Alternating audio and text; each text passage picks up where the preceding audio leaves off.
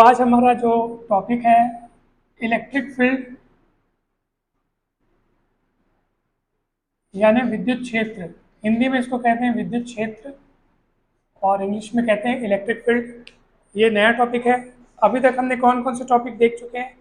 Coulomb's law के बारे में हमने अच्छे से पढ़ा, फिर कुलॉम्स लॉ को वेक्टर फॉर्म पढ़ा, और है ना, फिर हमने फोर्सेस बिटवीन मल्टीपल चार्जेस, ये सब बहुत अच्छे से हमने पढ़ लिए।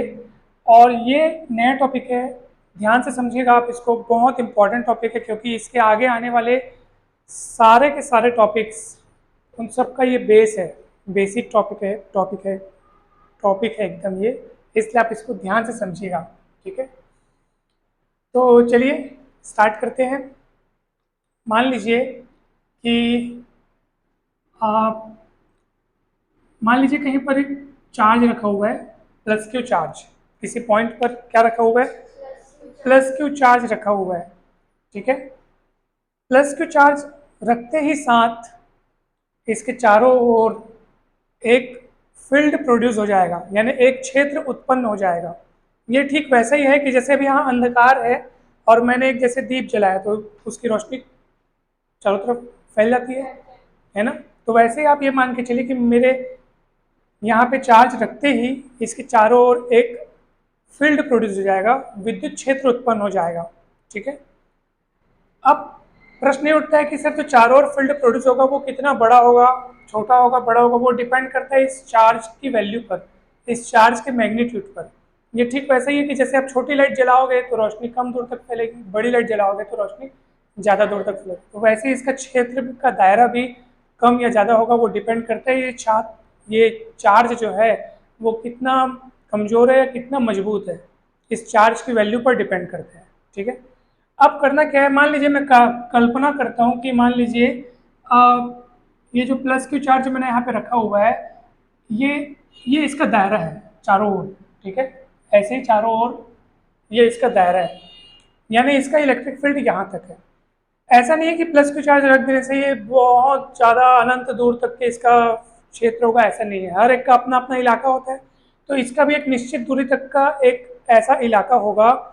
अब पता कैसे चलेगा सर कि इसका इलाका कहाँ तक होगा? यानी इसके द्वारा जो फील्ड प्रोड्यूस हुआ है, इस चार्ज ने जो अपना फील्ड प्रोड्यूस किया है वो कहाँ तक फैला है, कहाँ तक के बिखरा हुआ है, कहाँ तक के गया है, कैसे पता चलेगा? इसके पता करने के लिए हमको एक दूसरा चार्ज लेना पड़ता है, टेस्ट चार्ज इसको हम कहते हैं। कौन सा चार्ज? जिसको टेस्टिंग करने के लिए हम इस्तेमाल करते हैं, तो एक दूसरा चार्ज लाना पड़ता है। मान लो वो दूसरा चार्ज यहाँ रखा है। ठीक है, तो आपको पता चल रहा है कि सर बाहर रखे हो आप उसको। अब कैसे पता चलेगा कि सच में बाहर रखा है? वो तो मैंने इस बाउंड्री के बाहर रखा है, लेकिन एग्जैक्ट कैसे पता चलेगा? अगर इस चार्ज के द्वारा उस चार्ज पर कोई फोर्स नहीं लगाया जा रहा है, आप यहाँ चार्ज रखे और पता चल रहा है सर हम यहाँ चार्ज रखे और इस चार्ज, ये वाला चार्ज उस पर कोई फोर्स लगा ही नहीं रहा है, तो आप समझ जाइए कि ये वाला चार्ज उस चार्ज के फील्ड के बाहर रखा हुआ है, आप समझ जाना। ठीक है, लेकिन अगर आपको ऐसा लग रहा है सर कि मैंने चार्ज को यहाँ रखा और अब वो वाला चार्ज ना कुछ फोर्स महसूस कर पा रहा है, कुछ फोर्स अनुभव कर पा रहा है, तो ऑब्वियस सी बात है महसूस या अनुभव इसलिए कर पा रहा है क्योंकि अब ये उसके फील्ड के अंदर रखा हुआ है। और महसूस या वो फोर्स का अनुभव इसलिए किसके कारण कर पा रहा है? इसके कारण कर पा रहा है वो। ठीक है, और तो यहाँ कोई नहीं है। तो ऑब्वियस सी बात है कि इस चार्ज ने अपने चारों ओर जो फील्ड प्रोड्यूस किया है, उस प्रोड्यूस किए हुए फील्ड में ये बेचारा दूसरा चार्ज बैठा हुआ है और वही उस फोर्स को कौन से फोर्स को अनुभव करेगा? ऑब्वियस सी बात है, ये प्लस चार्ज है, ये भी प्लस है, तो रिपल्सन फोर्स का महसूस करेगा। ये वाला चार्ज उस चार्ज को दूर धकेलने की कोशिश करेगा, दूर भेजने की कोशिश करेगा। समझ में आया कि नहीं? थोड़ा बहुत समझ में आया होगा। ठीक है, ये जो चार्ज हम रखते हैं उसको हम बोलते हैं टेस्ट चार्ज। क्या बोलते हैं? Test charge. ठीक है, अब सुनिए, ये वाला जो टेस्ट चार्ज है, ये वाला जो टेस्ट चार्ज है वो जितने फोर्स का अनुभव करेगा, यानी जितना फोर्स महसूस करेगा इसके द्वारा, यानी ये वाला चार्ज उस चार्ज पर फोर्स लगाएगा। कितना फोर्स लगाएगा सर? तो जितना भी फोर्स लगाएगा ना वो फोर्स एफ और अपॉन में वो जो चार्ज है टेस्ट चार्ज, उसका मैग्नीट्यूड, इनका जब हम डिवाइड करते हैं जब हम रेशियो करते हैं तो जो क्वांटिटी बनती है उसी को बोलते हैं इलेक्ट्रिक फील्ड इंटेंसिटी या इंटेंसिटी ऑफ इलेक्ट्रिक फील्ड, या हिंदी में हम इसको कहते हैं विद्युत क्षेत्र की तीव्रता। क्या कहते हैं? विद्युत क्षेत्र की तीव्रता। मैं फिर से इन शब्दों का अर्थ आपको बता देता हूँ। ये F क्या है?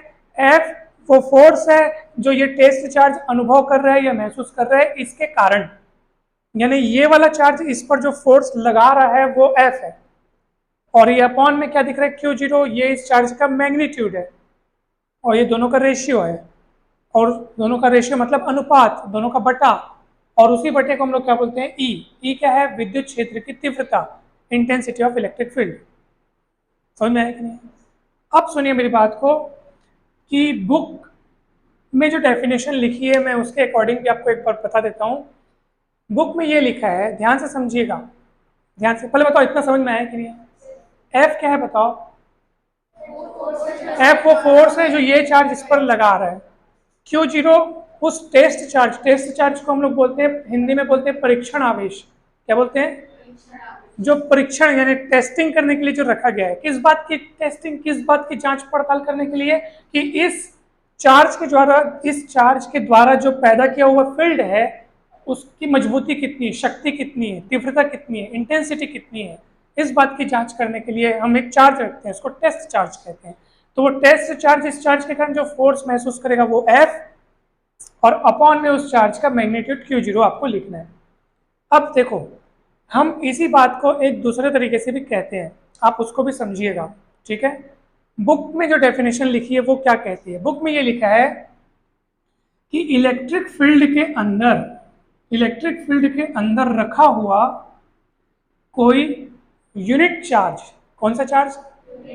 Unit charge. मैं यहाँ पे टेस्ट चार्ज वो है, तो वो टेस्ट चार्ज, लेकिन हम उसमें एक और शब्द जोड़ दिए, कौन सा? Unit charge. यूनिट चार्ज जितने फोर्स को महसूस करता है, जितना बल का अनुभव करता है, उसी को हम बोलते हैं इंटेंसिटी ऑफ इलेक्ट्रिक फील्ड। फिर से एक बार, इलेक्ट्रिक फील्ड में रखा हुआ कोई यूनिट चार्ज जितने फोर्स का अनुभव करता है, जितना फोर्स वो महसूस करता है, उसी को हम बोलते हैं इंटेंसिटी ऑफ इलेक्ट्रिक फील्ड। ठीक है, पक्का? अब तुम लोग बोलोगे सर आपने कहा जितने फोर्स का अनुभव करता है, यानी कि हम फोर्स को ही इंटेंसिटी कह रहे हैं, तो फिर आप Q0 से डिवाइड क्यों किए हो? तो ध्यान दीजिए, मैंने डेफिनेशन में कहा है यूनिट चार्ज। कौन सा चार्ज? यूनिट चार्ज अर्थात इकाई आवेश। इकाई आवेश यानी जिसकी वैल्यू 1 होती है। ठीक है, तो आप ध्यान से सुनिए, एकदम ध्यान से सुनो, आपको इजीली समझ में आ जाएगा। मैं यहाँ पे आपको बता रहा हूँ कि डेफिनेशन जिस हिसाब से बनी हुई है, ठीक है, उस हिसाब से फॉर्मूला कैसे तैयार हुआ है। तो डेफिनेशन को अगर हम एक बार अच्छे से पढ़ें तो डेफिनेशन में लिखा हुआ है यूनिट चार्ज जितने फोर्स का महसूस करता है ना? कौन सा चार्ज? यानी डेफिनेशन को किसके लिए बनाया गया? यूनिट चार्ज के लिए। इसीलिए Q0 से डिवाइड किया गया है, ताकि हमारे पास जो फोर्स की वैल्यू हमको जो मिल सके वो किसके लिए मिल सके? यूनिट चार्ज के लिए मिल सके। एग्जाम्पल के लिए मैं आपको एग्जाम्पल देके बताता हूँ। आप मार्केट गए पेन खरीदने, आपने 4 पेनें खरीदी और उसका मूल्य हुआ 20 रुपया। कितना पेन खरीदे आप? 4 पेन खरीदे और उसका कीमत कितना हो? 20 रुपया। तो मैं आपसे पूछूंगा यूनिट पेन की कीमत कितनी है, यानी एक पेन की कीमत कितनी है, तो आप क्या बताएंगे? 5 रुपये। तो आपने कैसे बताया? आपने टोटल प्राइस में से पेन की संख्या का डिवाइड किया। वैसे ही टोटल फोर्स में आपको चार्ज की जो मात्रा है उसमें डिवाइड करना है, तब जो आपको एक्चुअल जो फोर्स मिलेगा वो यूनिट चार्ज के लिए मिलेगा। समझ में आ रहा है? मैं ये नहीं बोल रहा हूँ कि जो चार्ज रखा हुआ है वो यूनिट नहीं है कि नहीं है। हमको जो डेफिनेशन है वो यूनिट चार्ज के लिए निकालनी है, यूनिट चार्ज के लिए, इसलिए Q0 का डिवाइड है ना? पेन का मूल्य, एक पेन का मूल्य आपने 5 रुपये कैसे बताया? डिवाइड है ना? वैसे इसीलिए Q0 का डिवाइड है वहां, ताकि हमको फोर्स कितने के लिए मिल सके? यूनिट चार्ज के लिए मिल सके, है ना? समझ में आया कि नहीं? अब सुनो, अगर हम इनको स्केलर फॉर्म में लिखें, कौन से फॉर्म में? तो यहाँ से आप वेक्टर का साइन हटा दो, E = F/Q0। ठीक है, वेक्टर का साइन हटा दिए, ये स्केलर फॉर्म हो गया। अगर आपको फोर्स की वैल्यू पता करनी है तो F = आप Q0E लिख सकते हो, क्रॉस मल्टीप्लाई करके Q0E। तो हमेशा याद रखना ये फोर्स का फॉर्मूला Q0E, ये E जो है वो इंटेंसिटी है, intensity of electric field. Hindi में बोलते हैं इसको विद्युत क्षेत्र की तीव्रता। ठीक है, एक बार फिर से डेफिनेशन दोहरा देता हूं मैं। इलेक्ट्रिक फील्ड के अंदर रखा हुआ कोई यूनिट चार्ज जितने फोर्स को महसूस करता है उसी को हम बोलते हैं उस पॉइंट पर इंटेंसिटी ऑफ इलेक्ट्रिक फील्ड यानी विद्युत क्षेत्र की तीव्रता। ये जो विद्युत क्षेत्र की तीव्रता है वो हर बिंदु पर अलग अलग होती है। Intensity of electric field her point पे क्या होती है, हाँ, ये हर बिंदु पर अलग अलग होगी, हर पॉइंट पर इसकी वैल्यू अलग अलग होगी, तो इसको आप थोड़ा ध्यान रखिएगा, ठीक है।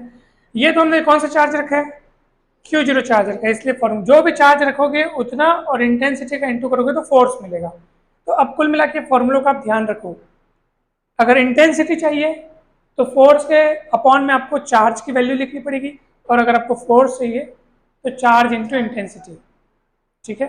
Q0 के बजाय अगर मैं Q1 चार्ज रखता, ठीक है, तो फोर्स कितना लगता है उस पर बताओ, बोला Q1E लगता है, क्या लगता है, Q1E। मैं पूछूंगा बेटा ये फील्ड है और उस पर मैंने Q1 चार्ज रखा हुआ है, तो उस Q1 चार्ज पर फोर्स कितना लगेगा, तो आप बोल देना Q1E, जहां E क्या है, intensity of electric field, intensity of electric field. समझ में आएगा, पक्का, कोई डाउट तो नहीं है। अब सुनिए, अब हम इसका यूनिट जानते हैं, चलिए। तो इसका यूनिट होता है, देखो सर, अगर आपको इंटेंसिटी ऑफ इलेक्ट्रिक फील्ड का यूनिट चाहिए तो आपको उसके लिए फोर्स का यूनिट जानना पड़ेगा, और नीचे लिखा चार्ज है, चार्ज का यूनिट जानना पड़ेगा।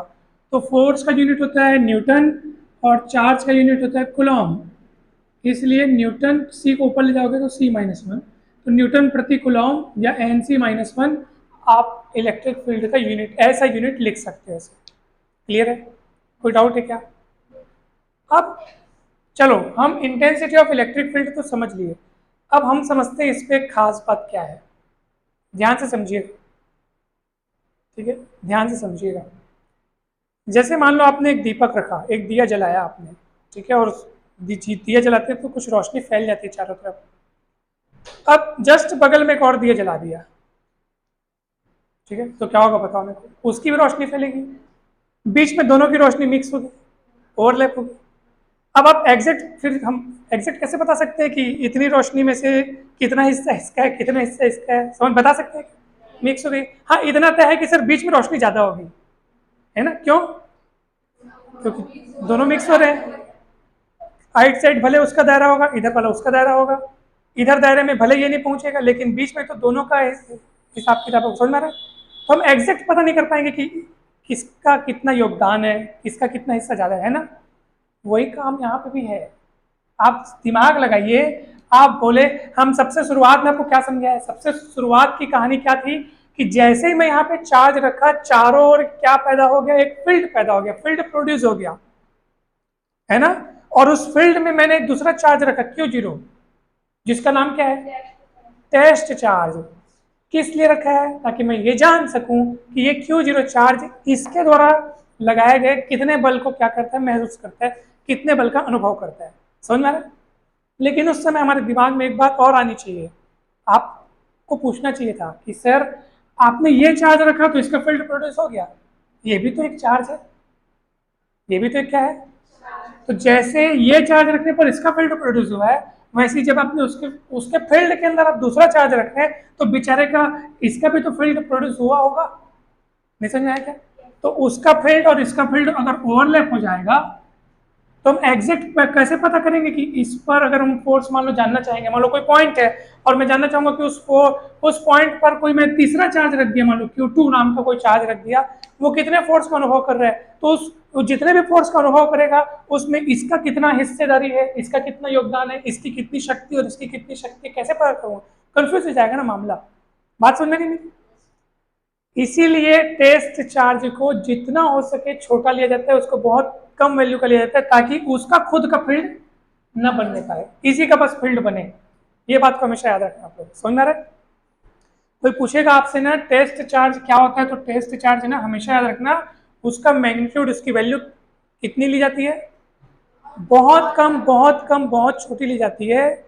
इसका मिनिमम वैल्यू ई के बराबर हो सकता है, किसके बराबर, क्योंकि न्यूनतम संभव चार्ज ई ही होता है। हम लोग पढ़े थे क्वांटिजेशन ऑफ चार्जेस में कि मिनिमम पॉसिबल चार्ज कितना हो सकता है, ई, यानी कि एक इलेक्ट्रॉन का चार्ज 1.6 × 10⁻⁹ कूलॉम। समझ में आया कि नहीं। तो मैं आपको क्या बोलने जा रहा हूँ कि हाँ, तो इसलिए अब वो वाली दुविधा खत्म हो गई कि सर इसका फील्ड प्रोड्यूस होगा फिर इसका भी खुद का फील्ड बनेगा, तो बीच में सब ओवरलैप हो जाएगा, मिक्सअप हो जाएगा, तो मिक्सअप होने के चांसेस खत्म, क्योंकि हमने यहाँ पर जो चार्ज रखा हुआ है, जो टेस्ट चार्ज रखा है, वो इतना छोटा होता है कि इसका खुद का फील्ड प्रोड्यूस, यानी वो सिर्फ टेस्ट के लिए रखा हुआ है, इसकी ताकत को नापने चौंकने के लिए रखा हुआ है, उसकी खुद की कोई फील्ड नहीं है। याद रहेगी ये बात? पक्का? कोई डाउट तो नहीं है ना? चलिए, यूनिट आपने देख लिया, पक्का? आप चाहे तो चलो हम इसका डायमेंशनल फॉर्मूला भी निकाल के देखते हैं। विमीय सूत्र, विमीय सूत्र, डायमेंशनल फॉर्मूला कक्षा 11वीं में पढ़े थे अपन। अगर आपको ई का डायमेंशनल फॉर्मूला जानना है तो आपको एफ का डायमेंशनल फॉर्मूला याद होना चाहिए, वो लिखना आना चाहिए, और क्यू का डायमेंशनल फॉर्मूला आपको लिखना चाहिए। तो एफ क्या है? फोर्स। फोर्स का डायमेंशनल फॉर्मूला आपको पता है? पता है? नहीं पता? देखो, फोर्स का डायमेंशनल फॉर्मूला होता है mL_T-2। याद था आपको? mL_T-2, ये आप निकाल सकते हैं। Force is equal to mass into acceleration, द्रव्यमान गुणित त्वरण। द्रव्यमान के लिए m लिखते हैं और त्वरण के लिए L_T-2 लिखते हैं, याद रहेगा। और अपॉन में क्या है? Q, Q0, charge. चार्ज के लिए हम क्या लिखते हैं? तो आपने बचपन में एक फॉर्मूला पढ़ा होगा, current is equal to flow of charge with respect to time, यानी कि, है ना, Q बटे T को करंट कहते हैं। तो Q को निकालेंगे तो क्या हो जाएगा? IT, है ना, क्या हो जाएगा? और I यानी करंट, और करंट को किससे नापते हैं? एम्पियर से, और समय को किससे नापते हैं? सेकंड से।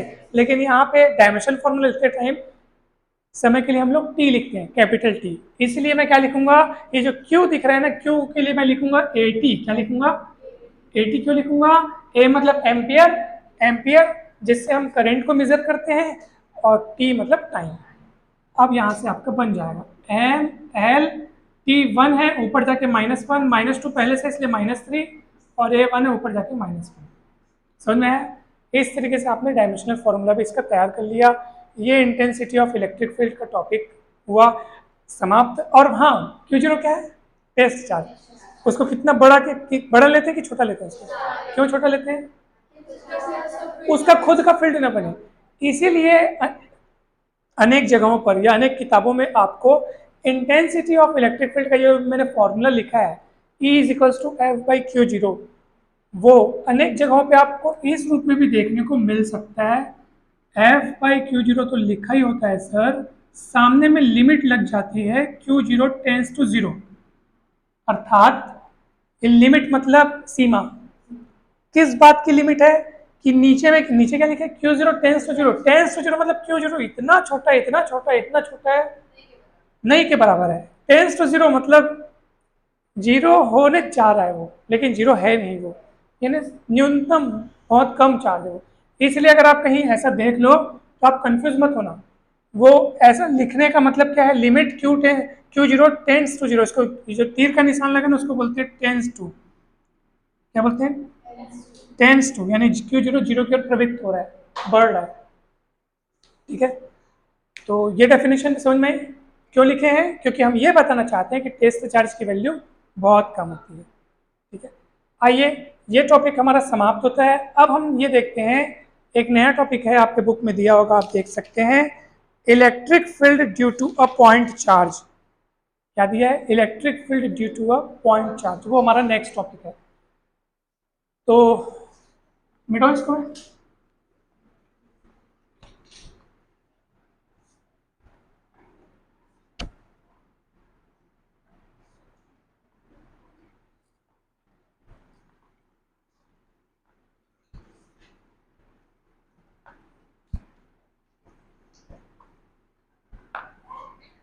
देखिए सब ध्यान से, सब पूरा दिख रहा है ना? अब देखो, so electric field due to a point charge. Point charge यानी बिंदु आवेश। बिंदु आवेश के कारण विद्युत क्षेत्र या विद्युत क्षेत्र की तीव्रता भी लिख सकते हैं। ठीक है, लगभग दोनों शब्द एक ही है, विद्युत क्षेत्र कहो चाहे विद्युत क्षेत्र की तीव्रता कहो। तीव्रता बोलने का मतलब यह है कि अब हम उसको नाप रहे हैं। गणितीय रूप में जब हम पढ़े तो विद्युत क्षेत्र की तीव्रता, जब हम उसको मेजर करने लग गए, और केवल सैद्धांतिक रूप में हम उसको विद्युत क्षेत्र कह देते हैं। ठीक है, तो चलिए सर देखते हैं, ध्यान से समझिएगा, काफी इंपॉर्टेंट टॉपिक है ये। मान लीजिए कोई कोई पॉइंट ओ है, कोई पॉइंट ओ है और वहां पर रखा है प्लस क्यू चार्ज। बहुत सरल बातें, ये जितनी बात हम बोलते हैं ना उसी को आपको थ्योरी के रूप में लिखनी है। मान लीजिए किसी बिंदु ओ पर क्या रखा हुआ है, प्लस क्यू चार्ज रखा हुआ है, ठीक है, और इससे आर दूरी पर एक बिंदु पी है। इससे कितनी दूरी पर, देखो ये दूरी को ऐसे लिखते हैं। मान लीजिए किसी बिंदु ओ पर प्लस क्यू चार्ज रखा हुआ है और इससे आर दूरी पर कोई बिंदु पी है, जिस पर हमको इस चार्ज के कारण जो तीव्रता है यहाँ पर, यानी इस चार्ज के कारण जो वहां पे इंटेंसिटी है वो पता करनी है। क्या पता करनी है? Intensity at point P due to this charge, है ना। इस चार्ज के कारण इस बिंदु पर तीव्रता कितनी है वो हमको पता करना है। ये हमारा टारगेट है, ये हमारा यहाँ पे ऑब्जेक्टिव है, उद्देश्य है। क्लियर है? पक्का? कोई डाउट है क्या? चलिए अब एक काम करते हैं सर, बिंदु P पर, पॉइंट P पर इंटेंसिटी कितनी है ये जानने के लिए हमें क्या करना चाहिए, तो इसका क्या प्रोसेस है। तो हम क्या करेंगे, पहले हम कल्पना करेंगे, हम मान लेंगे कि मान लीजिए कि बिंदु P पर एक टेस्ट चार्ज रखा हुआ है Q0। क्या रखा हुआ है? Test charge. टेस्ट चार्ज की मतलब लेनी पड़ी थी, मैंने आपको डेफिनेशन में बताया था कि किसी भी पॉइंट पर अगर आपको इंटेंसिटी चाहिए तो आपको वहां पे क्या कल्पना करना पड़ेगा, एक टेस्ट चार्ज, एक बिंदु आवेश की कल्पना करनी पड़ेगी। तो बिंदु P पर मैंने एक टेस्ट चार्ज की कल्पना करी, इमेजिन किया, मान लो रखा हुआ है करके, सच में नहीं रखा है, कल्पना किया। अब इस चार्ज के कारण उस चार्ज पर फोर्स कितना लगेगा वो मुझे बताइए कूलॉम के नियम से, ठीक है।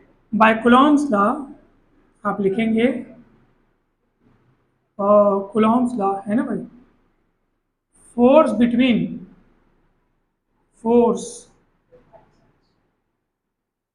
Force between Q and Q0 है ना, चार्जेस Q एंड Q0, बताओ कितना होगा?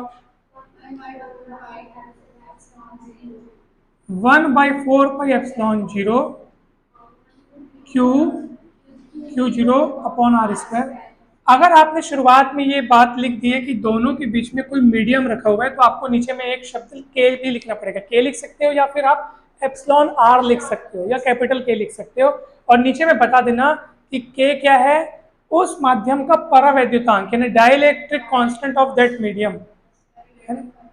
हाँ वेरी गुड, या रिलेटिव परमिटिविटी भी बोल सकते हैं इसको, जो कि इन दोनों चार्जेस के बीच में है, उपस्थित है, ठीक है। तो मैंने शुरुआत में, चलो मैं के लिख दिया, बाजू में बता देना के क्या है। के क्या है? माध्यम का परावैद्युतांक, dielectric constant of medium. Clear? Doubt है क्या? चलिए इसको इक्वेशन 1 दे देता हूँ। अब मुझे बताइए कि पॉइंट P पर इंटेंसिटी ऑफ इलेक्ट्रिक फील्ड का फॉर्मूला क्या होगा। अभी हम फॉर्मूला पढ़े, E इज इक्वल्स टू क्या था, याद करो आप, F अपॉन Q0, याद है कुछ? तो मैं यहाँ लिखूंगा now intensity of electric field